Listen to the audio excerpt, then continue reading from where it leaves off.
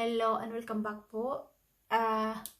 Nasa stage 3 na po tayo ng ating topic na narcissistic abuse cycle. Ito po ay tinatawag nilang discard. Yung first cycle po is love bombing or yung idealization. Second po is yung devaluation, and the third po is yung discard. So basahin po natin. Here's the deal, gorgeous one. Looking up signs the narcissist is preparing to discard you is your biggest sign that this is what's going down. Sure as anything, what is prompting your need to know are the red flags coming thick and fast, and you feel more confused and anxious than ever. The war of cognitive dissonance is raging, but your intuition, your gut, they know the deal. Trust in yourself. Don't let the narcissist win this battle. Conquer your denial. Prepare your own sweet self. Don't wait for them to discard you. Reclaim your power and do what you need to do to take care of you. Understanding your function to the narcissist. Ito po yung role natin, yung role ng mga target sa narcissist. Those with narcissistic personality disorder do not see others as human beings to be valued. You see, respected and loved for their own sake. For all that defines their uniqueness, their strength and their flaws, their joy and sadnesses, for what makes them alive and gorgeously human. Rather, people are viewed as objects in that they have function to fulfill as it relates to them and their needs. You see, ang tingin po nila sa mga tao hindi ay mga bagay po na object lang po ang tingin niya sa mga tao. Object po na ginagamit to serve their needs. And that role is to provide supply. Yun, narcissistic supply. This consists of handling over both positive and negative emotional reactions when triggered. Kasi yung narcissist po, share ko lang din, yung narcissist po, ano po yan pag alam nila na nahook ka na sa kanila, they are picking on you every now and then, like regularly picking on you. Tapos, tinitingnan nila yung expression ng mukha mo na you are triggered inside. And it gives them fix. They feel good na na para po silang parang yun po ang pinaka-drugs nila. So they feel good. Gumaganda po yung pakiramdam nila. Pag nag-react ka na, either positive or negative. So it doesn't matter po because narcissistic supply is still supply, either negative or positive. So it doesn't matter po for a narcissist. So that confirms the narc's fragile belief system about who they are. Yan. Sumasaya kasi feeling nila they are so superior kasi they can push your button and you react. So they feel good. Ibig sabihin nun is they are powerful. They are napakaano nila. Yun. Entitled over beings. Supply is the drug of choice for the narcissist. Yun. They need it in order to survive. You see? Your purpose as they see it is to hand it over on demand. Ikaw yung kumbaga, ang role mo po sa narcissist, ang role ng iba, yung mga victim nila, or yung mga targets nila. Ang role po natin para sa narcissist ay like we are like dealer. Tayo yung dealer. I-deliver natin sa kanila yung kailangan nila na fix, yung droga nila. Yon. Tayo ang dealer pero tayo ang nasisira kasi it's our emotional reaction. You know? It's our emotional reaction. Kasi po, yung narcissist po, they don't feel good about themselves. They are miserable inside. Kaya nga, pag may nakikita silang masaya, sisirain nila yan. Pag na-down ka na, hindi na maganda yung mood mo, they feel good. They feel good kasi nandun na yung pasan-pasan mo na yung misery nila, yung nararamdaman nilang misery. Ganon po ang narcissist. You see, napaka-sick po, di ba? So, yun.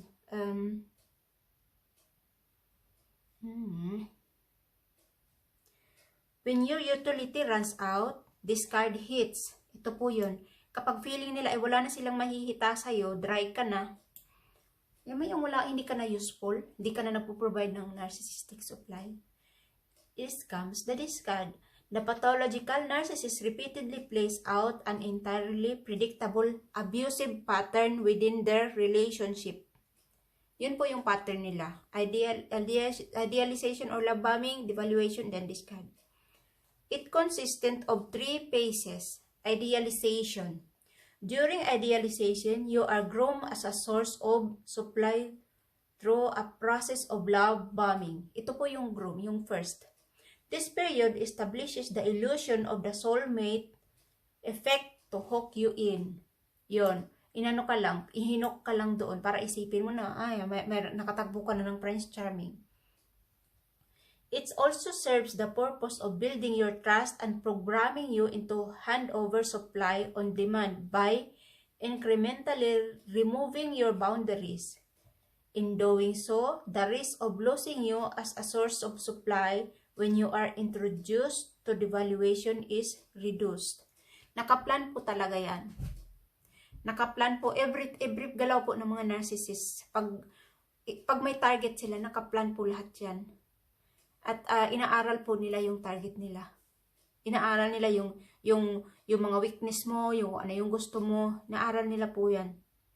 You are hit with the stun gun of the soulmate effect to minimize resistance to the abuse and any possible, ultimately an inconvenient discovery of what lies beyond the mask which may prompt your discard of them.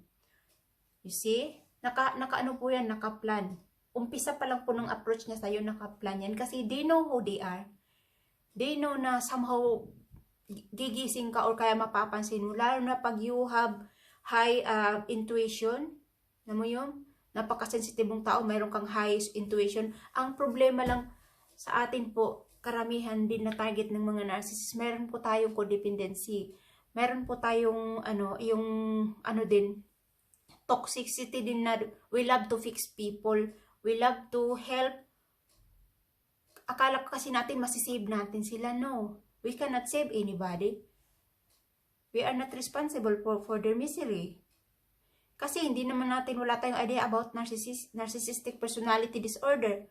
Lalo na kapag na-inlove ka, at doon pinaglaruan lang yung feelings mo. Yun po ang pinakamahirap doon, yung pinakamasakit doon.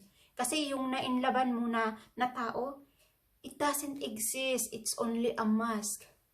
So, marami po ang natotrauma in time of discard, after the discard. Marami pong natotrauma kasi yung tao talaga na inakala mong mahal ka, pag i-devalue ka, ibabamit niya lahat ng yung verbal abuse, yung belittling, yung ibababa talaga yung yung self-esteem mo, yung pagkatao mo, sisirain ka talaga yung self-esteem mo. So yun. Ito. Devaluation. Ito na po tayo sa devaluation. Following idealization, you are transitioned to the hell of devaluation, where you endure steady abuse interspersed with irregular love bombing and hovering to keep you hooked. Ayan na. Andiyan na yung precipitating the 180 flip in how they treat you is the dual realization that number 1, you are human being with strength and weaknesses. Hence, you are imperfect as are we all, which is not something the pathological narcissist can cognitively tolerate due to splitting. You see, pag nakita, kasi sa love bombing space po, or idealization phase, ang tingin din po nila sa iyo or sa target is perfect.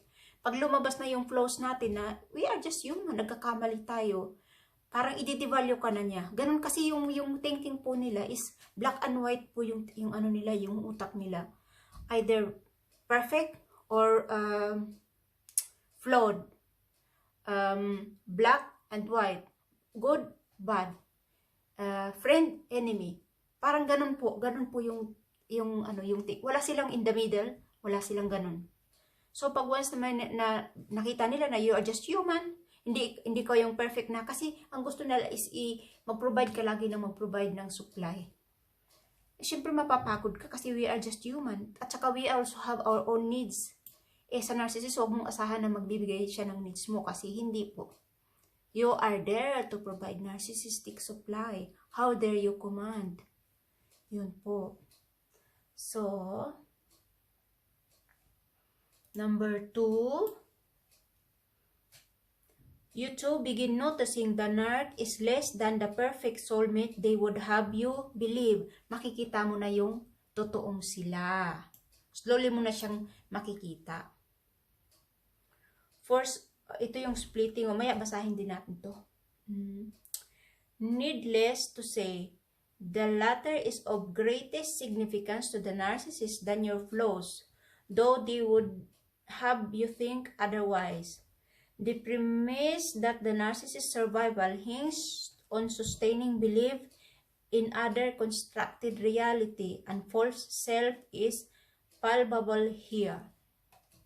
Kasi meron silang ginawang constructive na false self nila, false reality nila. Kaya yun yung pinanghahawakan nila. Ayaw nilang tingnan yung totoong sitwasyon. Meron silang ginawang parang movies sa utak nila na ito yun, perfect. Needless to say, the latter is to greater significance to the narcissist than your flaws. So yeah, whereas supply feeds, the narc believes any suggestion that you see beyond their false self is a grave threat to maintaining their fragile system of denial. Ulitin po natin. Whereas supply feeds, the narc believes any suggestion that you see beyond their false self is a grave threat to maintaining the fragile system of denial. You see? Once na medyo naaaninag mo yung totoong nila, yung totoong sila, nako, manda ka talaga. Devaluation is your punishment for this. Yeah, you see? Kasi hindi mo naman kasalanan, nakita mo eh. They are slowly sleeping. The mass is slowly sleeping. Nakita mo. So hindi mo kasalanan yun. Ang gusto kasi nila, maging denial ka rin kagaya nila. Na nakita mo na nga na pula, gusto pa rin nila sabihin mo na blue. Parang ganun ba? So yun, you see? Punishment daw yun. Devaluation is your punishment for this. For not adequately mirroring back their false self with positive supply. You see? Kahit nakita mo na yung false self nila, burihin mo pa rin sila na they are very good. So kahit gumawa sila ng mali, disregard that wrong they did. Purihin mo pa rin sila na walang perfect. Ano mo yan? So yun. Kasi nga, you are there to cater to provide this narcissistic supply. So ito na tayo ngayon. Saan na ba yun?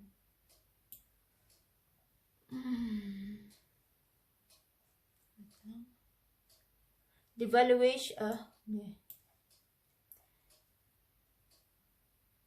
enter negative supply, the abuse designed to incite emotional reactions that reinforce their power and control over you. Gusto talaga yan nila, sadya talaga yan na i-tear down ka, saktan ka, alam mo yun, saktan ka, emotionally. Saktan ka ng todo, saktan ka kasi, syempre, madadown ka. And they feel good. Like really, sino bang matinong tao ang makakaramdam ng maganda kung nakita mong nanakit ka ng kapwa mo? Ang narcissist po, that is their drug. So yun. And for as long as you continue handling oversupply, your utility to the narc remains. Yeah, as long as bigay ka ng bigay. And I learned this the hard way kasi I don't know what I was dealing with. So yun. Kaya po, knowledge is power. Really. Aralin po natin yung tricks nila. Kasi it can happen for everyone po. It can happen for everyone. Discard, however, Neither idealization nor devaluation are sustainable. Idealization not forced for the reasons detailed. And what of devaluation? The pathological narcissist aim to keep you under control and obediently handling oversupply on demand is untenable. Grabe talaga yung utak, grabe. What the narcissist is again incapable of intellectually comprehending due to this disorder is that you are not to be kept under control for the purpose of serving another's needs.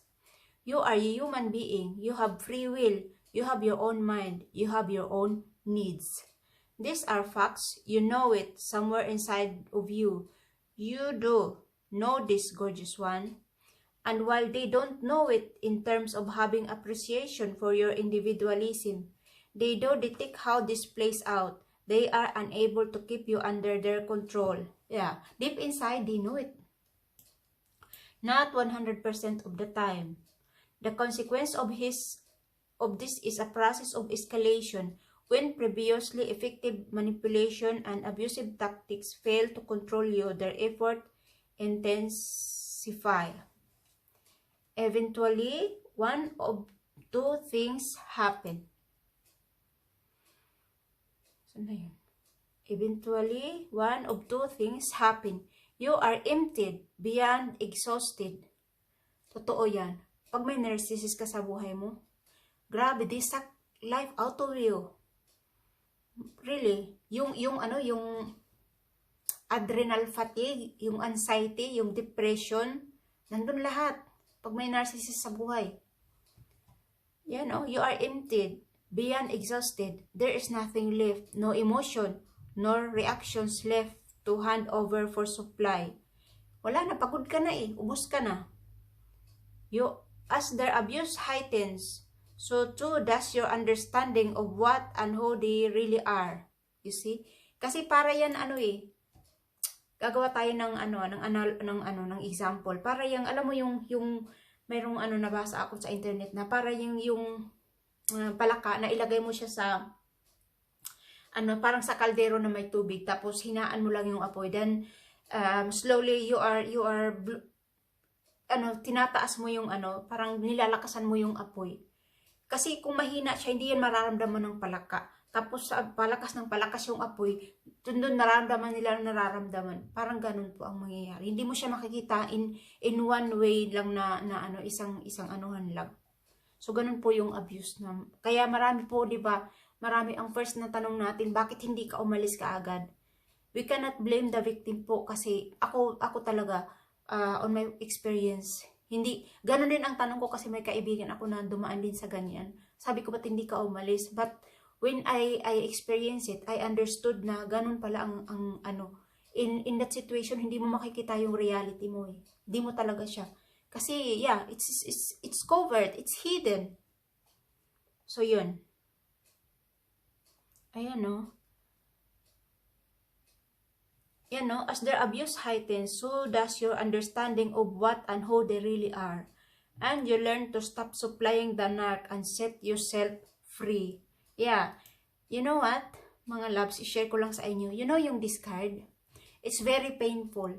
But now, when I look back, it's a blessing in disguise. Like really, I took it as a blessing in disguise. Kasi after talaga nung na yun, I decide na. Kasi nandun na ako sa nandun na ako sa term na wala na akong mapipigas sa sarili ko kasi binigay ko lahat. Kasi I know myself as a friend, as a human, na naging totoo ako, naging mabuting kaibigan ako, naging mabuting karelasyon ako. Ano ba yun? Lahat ng pangunawa binigay ko, pero hindi ka naging kontento. Ganyan pa rin ang sinukli mo sa akin. Then, you don't deserve me at all. So, yun talaga yung ko, yun talaga, I'm so determined. I'm determined nung discard na yun. So, yun. Then, tuloy natin.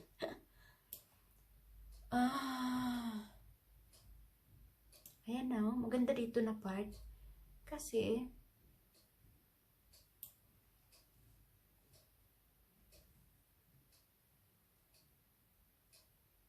Ayan, oh.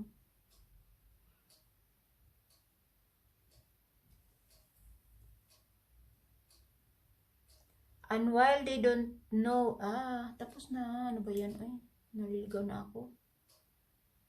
Ayan, oh. You learn to stop supplying the narc and set yourself free. Either way, your utility to the narc has expired. Kasi gising ka na eh. You woke up. When you are no longer fulfilling the function allocated to you, you are discarded. Yan, discard ka na kasi basura na ang tingin niya sa'yo eh. Sabi nga nung narc sa akin eh, on my face. I am a very good friend. I am good friend. No, ano ba yun sinabi niya? If you treat me like a friend, I will treat you like a sister. But if you treat me like a trash, I will treat you like a trash. Grabe, best actress mga besh. Yun talaga, ganun na ganun yung pagkasabi. So, yun. Natatawa ako nung time na yun, kala nyo. Kahit nanginginig ako, nag-mix emotion talaga ako. Nanginginig ako na natatawa. Kasi hindi ko alam what am I dealing with. Really. Kaya nga, nung binasa ko yung Narcissistic Personality Disorder, Narcissistic Abuse, it reveals everything. Everything. So, instead na nagpa-plan ako na mag-therapy, naging therapy ko yung pagre-research ko. It becomes my therapy. My research becomes my therapy. You see? And then, either way, your utility, tapos na tayo dito, eh. Ayan, oh. You are no longer fulfilling the function allocated to you. You are discarded. Aka, thrown out, tossed aside, depends, cast off, abandoned, ditched, terminated, deleted. No emotionally healthy communication, no sad yet respectful parting, no closure, nothing. This is the measure of pathological narcissist. Yun, tapon ka na parang basura. This is what really lies behind the mask. That is the real self of narcissist individual. Hindi yung best friend, yung perfect Prince Charming na ipresenta niya sa'yo. No. In this card space, yan ang totoong sila. Pero wag ka. After the discard, i-hover ka niyan. Kasi akala niya you forgot eh. Kasi narcissists are black and white thinking. After few seconds, they forgot. At akala nila, ganun ka rin. So, they test the water kung kaya pa nila. Kung ikaw pa rin yung lukarit na, na sunod-sunod, puppet nila. So, they test the water. Kaya, don't fall for the bullshit. Don't fall for Hoover. Kung may knowledge tayo about narcissistic tricks, we can turn the tables on them. But, please don't do it. It doesn't worth it at all. So, ito na. Not pretty, ha? Not pretty, ha? Signs the narcissist is preparing to discard you because the narcissist cannot subsist without supply. When they determine your utility is done and dusted, they make the conscious decision to discard you. But first, they must secure replacement supply. Sino kaya yung replacement ko? Siguro yung triangulate na sa akin. May replace, kasi ako, I'm the perfect supply eh. Really. Maybe not, I don't, pero feeling ko, I'm the grade A supply. Grade A, kasi yung level of empathy ko, yung sensitivity ko, sobrang high din eh. Yeah? Tapos yun, no, replace, but first, they must secure replacement supply. Hindi, alam mo yung narcissist, they are like a monkey. Alam niyo yung monkey, hawak sila sa sanga. Yan, nakahawak sila sa sanga. Yung kabilang kamay nila, ay yung sanga na hawak nila, hindi yan nila ililit go kung hindi pa sila nakakakapit yung isang kamay nila doon sa sanga. So, parang ganun. Kaya dun sa psychology, they call it monkey jump. Ganun. So, yun. Which this is reprehensible, there is an upside kinda as far as upsides go in a toxic mess. In doing this, the narcissist betrays their intent with signs they are getting ready to discard you. This gives you the opportunity to take back your power and make some decision of your own. Let's check them out. Napahaba na yung video natin mga loves, pero tuloy natin kasi I love this topic now. Evidence they are not the hunt. To find replacement supply, narcissists begin to hunt. Naghahanap na ang snake. Hala kayo. Ingat-ingat kayo dyan mga tao. Yung snake o parating na hanap yan yung matutuklaw. Hala kayo. To find replacement supply, the narcissist begins to hunt. You are likely already aware of this in some level. Hence, that gut feeling telling you something. Of course, I know this. I have this gut feelings the whole time. Kaya lang, I ignore it, and I pay the price big time for ignoring my intuition. So, clues the hunt is on. Range from those you can more or less dismiss with a bit of self-invalidation due to that raging cognitive dissonance, to those that are unambiguous to the subjective mind. At one end of the spectrum, we're talking sudden business with call... ano ba itong sinasabi niya? So, yun na yun. So, yun na po. Tapos na po, mga loves. No. Kung wala silang wala silang target pa na kapalit pala, nag-hunt sila ng supply. They are always on hunt naman. Feeling ko they are always on hunt kasi every people na nami-meet nila, they are so, hello, they are so friendly. Kasi, they know that nobody stays. People don't stay them long time. Pero na lang kung kung may toxicity din ng mga tao na kagaya nila, they'll stay with them. Pero hindi naman sila yung tatargetin nila yung mga kabaro nila, hindi. They seek for a perfect empath and high sensitive people. So I hope po may natutunan tayo sa ating video ngayon. Thank you so much po for spending time with me on this video. I hope na may natutunan tayo. So, ingat po tayo mga loves. At yeah, love yourself first. Unahin po natin ating mga sarili bago iba. Bye.